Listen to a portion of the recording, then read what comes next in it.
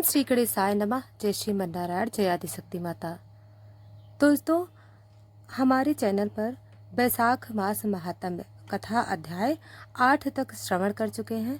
आइए आज बैसाख मास महात्म्य कथा अध्याय 8 को श्रवण करते हैं।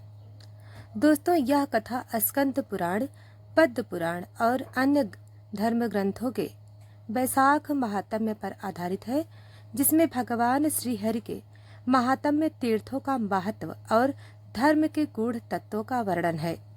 दोस्तों, इस अध्याय में बैसाख मास में स्नान, दान, जप और उपवास के साथ साथ कथा श्रवण के पुण्य की चर्चा होती है। तो दोस्तों, आइए बैसाख मास महात्म्य कथा अध्याय 9 को श्रवण करते हैं। कथा का आरंभ।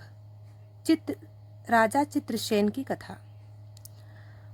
पुरा काल में अयोध्या नगरी में चित्रसेन नामक एक धर्मात्मा राजा राज्य करता था। वह सत्य, अहिंसा और धर्म के मार्ग पर चलने वाला था। परंतु एक बार वह अत्यंत गर्भ में आ गया और सोचने लगा कि मैंने यज्ञ किए, दान दिए, सत्य का पालन किया, अब मुझे कोई पाप नहीं छू सकता। यह सोचकर उसने नियमित पूजा पाठ और दान करना बंद कर दिया। समय बीता और एक दिन उसे स्वप्न में यमदूतों का दर्शन हुआ। वे कहने लगे, हे राजन, तूने पुण्य छोड़कर अहंकार को अपनाया है, अब तुझे नरक की ओर जाना पड़ेगा। चित्रसेन भयभीत हो गया और अगले ही दिन अपने गुरु विशिष्ट ऋषि के पास गया। उसने अपनी गलती स्वीकार की और प्रायश्चित का उपाय पूछा। ऋषियों ने नैमिषारण्य में एकत्र होकर श्री सूत जी से पूछा, हे सूत जी, बैसाख मास को धर्म, जप, तप और दान का मास कहा गया है। इसके पीछे क्या कारण है? क्या कोई ऐसी कथा है जो इसके विशेष महत्व को बताती है? सूत जी बोले, हे मुनियों, आप सबका प्रश्न अत्यंत कल्याणकारी है। बैसाख मास भगवान विष्णु को अत्यंत प्रिय है। इस मास में जो पुण्य मिलता है वह यज्ञों, तप, व्रतों और तीर्थों यात्राओं से भी अधिक माना जाता है। मैं अब आप सभी को एक प्राचीन कथा सुनाता हूँ, जो ये स्वयं ब्रह्मा जी ने सनत कुमार को कही थी। विशिष्ट मुनि ने कहा, हे राजन, बैसाख मास का आगमन होने वाला है। इस मास में तुम नियम पूर्वक ब्रह्म मुहूर्त में उठकर गंगा जल मिले हुए जल से स्नान करो, व्रत रखो, तुलसी दल अर्पण करो और गरीबों को अन्न, जल पात्र और वस्त्र दान करो। इससे तुम्हारे सभी पाप नष्ट हो जाएंगे। राजा ने वैसा ही किया। स्नान के बाद उसने एक तुलसी का पौधा लगाया, रोज विष्णु सहस्त्र नाम का पाठ करने लगा और पूरे बैसाख मास तक अन्न दान करता रहा। एक दिन राजा चित्रसेन ने देखा कि एक निर्धन ब्राह्मण दरबार में आया। उसके वस्त्र फटे थे, मुख मलिन था, परंतु आंखों में भक्ति की चमक थी। राजा ने उससे पूछा, हे प्रिय, तुम इतने दरिद्र क्यों हो? ब्राह्मण बोला, राजन, पूर्व जन्मों में मैंने कभी बैसाख मास में कोई पुण्य कर्म नहीं किया, बल्कि उसका उपहास किया था। आज उसी का फल भुगत रहा हूँ। परंतु अब मैंने संकल्प लिया है कि इस बैसाख मास में प्रतिदिन गंगा स्नान करूंगा और श्री हरि का पूजन करूंगा। राजा ने उसकी सहायता की और उसे आवश्यक वस्त्र, पात्र व जल पात्र दिए। वह ब्राह्मण प्रतिदिन स्नान कर दीप कर श्रीमद् भगवत पाठ करता। एक माह के अंत में जब बैसाख पूर्णिमा आई, तब ब्राह्मण को दिव्य देह प्राप्त हुई और वह श्री हरि के बैकुंठ लोक को गया।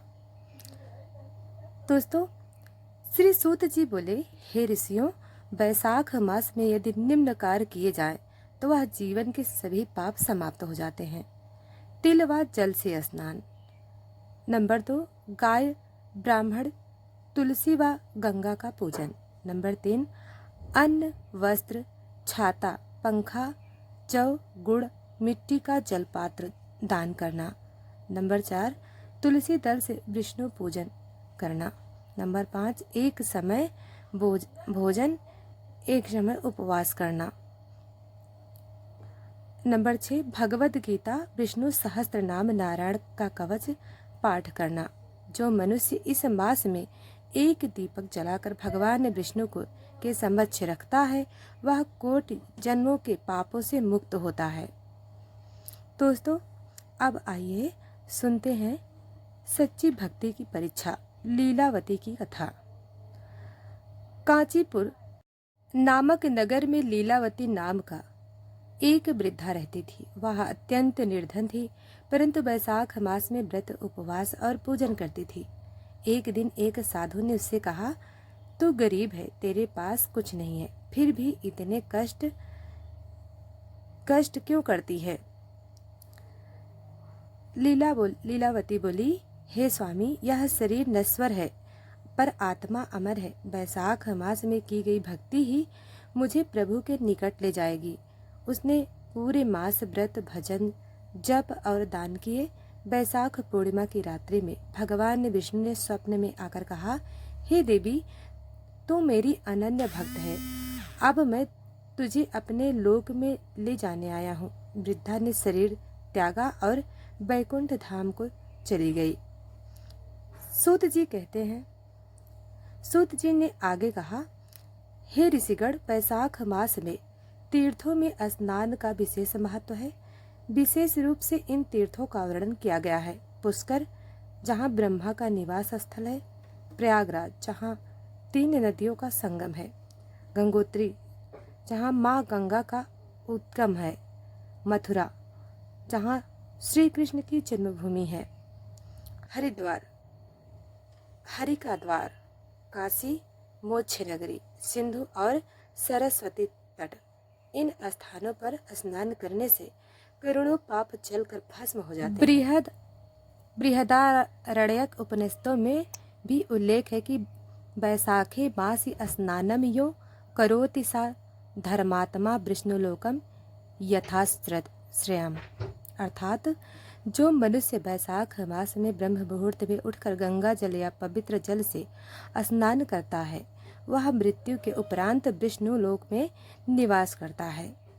दोस्तों, सूत जी आगे कहते हैं, हे मुनियों, इस मास में जल से भरे पात्र वृक्षों के नीचे रखने चाहिए।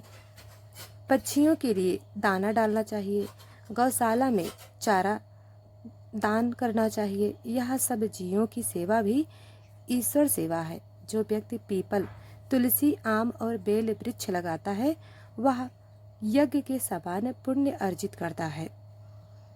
अंततः सूत जी कहते हैं, हे मुनियों, वैशाख मास की कथा केवल श्रवण मात्र से ही पापों को नाश करती है। जो व्यक्ति इस महात्म्य का पाठ करता या दूसरों को सुनाता है या सुनता है वह मोक्ष को प्राप्त करता है। भगवान श्री हरि स्वयं कहते हैं, मम प्रियम मास मिदम वैशाखे यस्मिन् माया प्रीतियुतम सर्वम तस्मात् सदा पूजनीय प्रजा भी यह पूजेत ब्रजति मम लोकम। इस प्रकार चित्रसेन राजा, निर्धन ब्राह्मण, वृद्धा लीलावती की कथाओं के माध्यम से यह सिद्ध होता है कि वैशाख मास में किया गया एक छोटा सा भी पुण्य अनंत फल देता है। यह मास न केवल पापों से मुक्ति दिलाता है अपितु श्री हरि की कृपा से मोक्ष भी प्रदान करता है। तो दोस्तों, यह कथा समाप्त हुई। हम आगे की कथा कल सुनाएंगे। दोस्तों, अभी तक वीडियो को लाइक सब्सक्राइब नहीं किया है तो अभी कर ले। धन्यवाद।